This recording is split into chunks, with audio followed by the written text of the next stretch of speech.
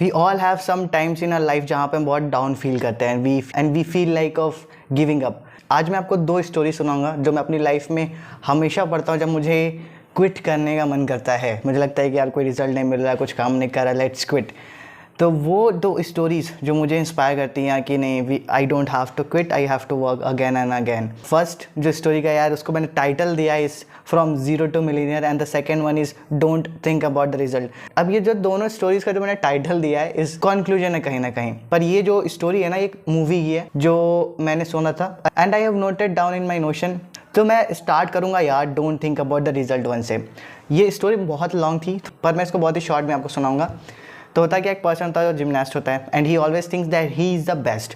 वो बाकी लोगों से बहुत कम बात करता है और उसका जो ट्रेनर बताता है कि तुम ये चीज़ करो वो उससे हमेशा एक्स्ट्रा करता है क्योंकि उसको लगता है कि ही इज़ द बेस्ट और उसको किसी की ज़रूरत नहीं है कोई भी चीज़ समझने के लिए, सीखने के लिए। उसका गोल एक बहुत बड़ा होता है कि वो ओलंपिक्स में एक गोल्ड मेडल चाहता है और वो उसके पीछे काम कर रहा था ना। और एक पर्सन को समझाने की कोशिश करता है that is this is not the right thing. वो उसको उसकी भी बात नहीं सुनता है और तभी उसके साथ एक इंसिडेंट होता है जिसमें उसका पैर जो होता है वो एकदम ही टूट जाता है और he is not able to gymnast again. मतलब अपनी लाइफ में बहुत ज़्यादा डिसअपॉइंटेड हो जाता है। फिर वो अगेन उसी पर्सन के पास जाता है जो उसको बता रहा था कि जो तुम कर रहे हो ऐसा एटीट्यूड सही नहीं है तुम्हारे लिए। उसके पास जाता है, उससे सारे बहुत सारे उसकी बातें होती हैं, बहुत सारे इंसिडेंट्स होते हैं जो अभी मैं नहीं बता रहा हूँ क्योंकि फिर लंबा हो जाएगा। उसके बाद क्या होता है कि वो जिमनास्ट वाला पर्सन उस पर्सन से एक क्वेश्चन पूछता है और वो पर्सन उसको कहता है कि तुम सुबह मेरे पास आना और हम ट्रैकिंग करने चलेंगे। वो ट्रैकिंग करने उसको ले जाता है। ट्रैकिंग करने के बाद मतलब बहुत ही ऊपर होता है, परेशान भी हो जाता है कि यार इतना दूर किस लिए आया हूँ मैं, कुछ समझ में नहीं आया। इसने बताया नहीं कि हम ऊपर ट्रैक करने क्यों जा रहे हैं और उसने कभी ट्रैकिंग नहीं करी थी। चलते बात करते करते वो ट्रैक करके ऊपर पहुँच जाता है और उसको सिर्फ एक पत्थर मिलता है, एक रॉक। अब वो पर्सन जो उसको गाइड कर रहा था वो उससे पूछता है तो मुझे ये दिखाने के लिए यहाँ पे लेके आए हो। तो वो पर्सन से ये कहता है कि जब तुमने रिजल्ट देख लिया कि इतना ट्रैक करने के बाद तुम्हें एक रॉक मिला तो तुम डिसअपॉइंट हो गए। वो पर्सन जब उसने देखा कि यार इतना चढ़ के सिर्फ मैं एक पत्थर देखने के लिए आया हूँ, वो डिसअपॉइंटेड हो गया। पर जब तक उसको ये नहीं पता था ना कि ऊपर क्या है ट्रैक में, ही वॉज लाइक कि चलो कुछ तो अच्छा होगा अगर इतना ट्रैक करके जा रहा हूँ। ट्रैक में जो भी चीज़ें आ रही थी वो उसको देख रहा था, अपने जो पर्सन उसके साथ था उससे बात कर रहा था, उस चीज़ को इन्जॉय कर रहा था।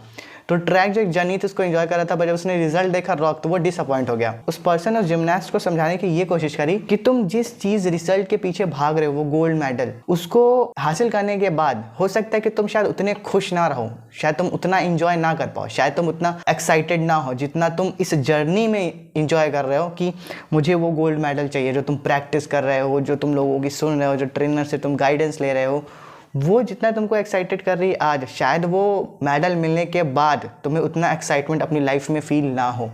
सेम विथ अस यार, हमें लगता है कि हम वो रिज़ल्ट हासिल कर लेंगे, हमें बस वो रिज़ल्ट चाहिए, हम रिज़ल्ट के पीछे भाग रहते हैं और अपनी जर्नी को एंजॉय करना भूल जाते हैं। तो आप जो भी चीज़ें कर रहे हो, अगर उस प्रोसेस को, अगर उस जर्नी को एंजॉय करते हो, that would be much much better than the result. तो हमेशा रिजल्ट के बारे में सोच के काम मत करो। कई बार तुम्हें होता है कि यार बस तुम्हें वो जर्नी इंजॉय करनी होती है। अब जो दूसरी स्टोरी मैं सुनाने जाऊँगा इस फ्रॉम जीरो टू मिलीनियर, ये भी स्टोरी बहुत लॉन्ग होती है। मतलब इट्स अ मूवी है, 3 आवर की मूवी है, मैं 2-3 मिनट में बता रहा हूँ। तो मैं बता देता हूँ मेन कैरेक्टर से। उसमें एक पर्सन होता है जो बहुत गरीब होता है, वो मोबाइल बना के ना अपना घर चलाता है। उसकी एक सिस्टर होती है जिसको कैंसर होता है। बाद में उसको पता चलता है, पहले स्टार्टिंग में नहीं बताया जाता है कि उसकी बहन को कैंसर है, बाद में पता चलता है। तो अब उसके इलाज के लिए ना उसको पैसे चाहिए होते हैं, तो वो मोबाइल सही करके घर चलाता था। कैंसर को क्योर करने का खर्चा बहुत ज़्यादा था, तो उसने अपने किसी एक फ्रेंड से कनेक्ट किया कि यार मेरे को पैसे कमाने हैं क्योंकि मुझे अपनी सिस्टर का ऑपरेशन कराना है। तो वो उसको ना कहता है कि यार मेरे गोदाम है, उसमें बहुत सारे मोबाइल पड़े हुए हैं जो सेल नहीं हो रहे थे किसी एक रीज़न्स की वजह से। अगर तुम इसको किसी तरह सेल कर सकते हो तो तुम कर लो।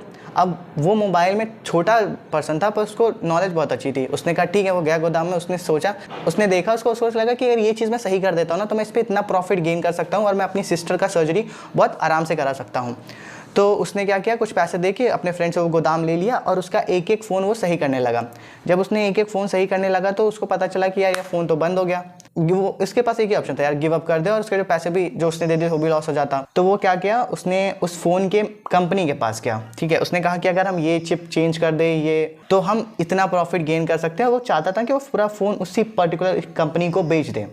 तो उसने पहले तो मिलना नहीं चाहता था वो उसका मालिक, पर उसने क्या किया, किस तरह उसके पास गया, उसने उसकी टेस्टिंग हुई कि क्या सच में जो उसने बनाया है वो काम कर रहा है या नहीं कर रहा है, या मार्केट में जब जाएगा तो वो फ़ोन एक्चुअली में सेल होगा या नहीं होगा। और वो सारे टेस्ट पास कर लेता है। फिर उसका पर्सन जो होता है, पहले तो उसने कुछ ही फ़ोन का ऑर्डर दिया होता है, फिर उस बाद में वो सारे फ़ोन्स को खरीदने के लिए ऑर्डर उसको दे देता है।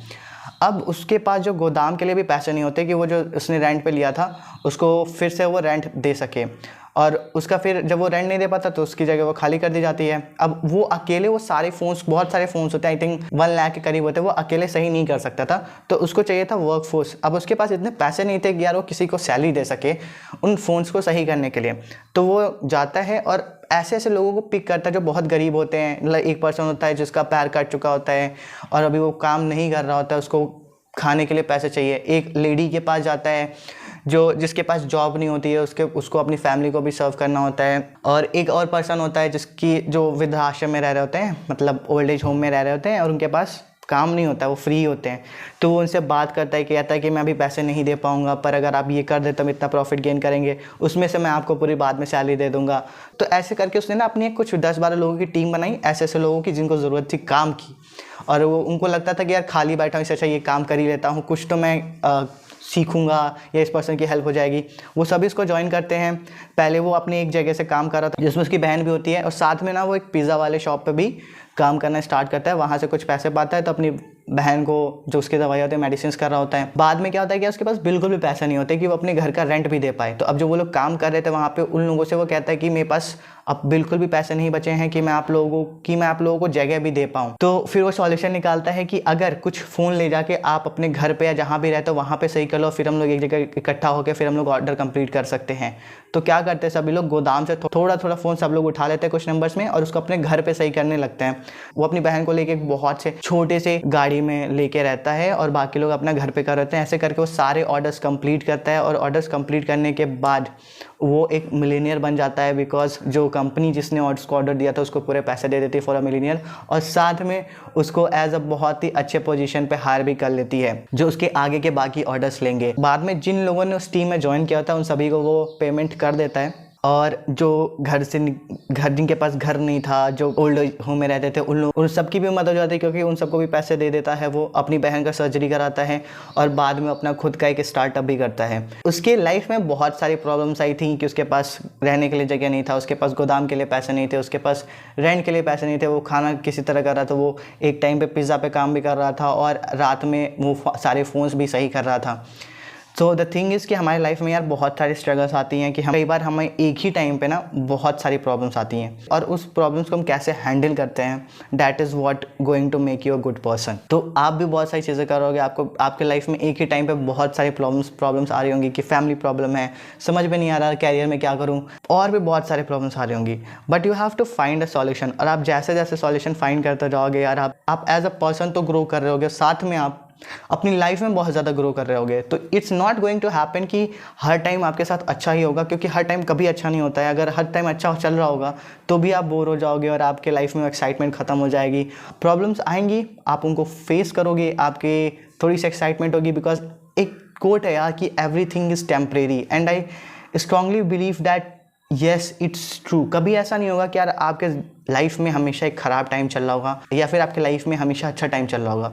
तो जब अच्छा टाइम चल रहा हो तो यार काम रहो, और जब बुरा टाइम चल रहा हो तो भी काम रहो, और सॉल्यूशन निकल जाएगा। वो जो ख़राब टाइम है वो भी निकल जाएगा, क्योंकि इस लाइफ में यार हर चीज़ टेम्परेरी है। एंड प्रॉब्लम्स आ रही हैं, डोंट वरी अबाउट इट, उसका सॉल्यूशन निकालो एंड कीप मूविंग फॉरवर्ड। तो यार ये 2 स्टोरीज़ है ना जो मुझे बहुत ज़्यादा इंस्पायर करती हैं। जब मैं बहुत डाउन फील करता हूँ, I just read this story, मुझे लगता है कि यार it's not time to give up still. अभी मेरे पास बहुत ज़्यादा टाइम है, मैं करता रहूँगा, और गिव अप करना ही क्यों यार, ट्राई करते रहो, कोशिश करते रहो, छोटा बड़ा जितना भी हो सके। Some day it will bring some change in your life. तो this was all about in this video, जहाँ पे मैं आपको स्टोरी सुना रहा हूँ। यार कमेंट में मुझे ज़रूर बताना कि आपको स्टोरी कैसी लगी, और क्या आप इसको बार बार सुनना पसंद करोगे, और क्या ऐसी स्टोरीज़ आगे सुनना चाहते हो तो ज़रूर बताना। तो आज की वीडियो में यहीं पे ख़त्म करता हूँ, तब तक के लिए bye bye, take care, keep smiling.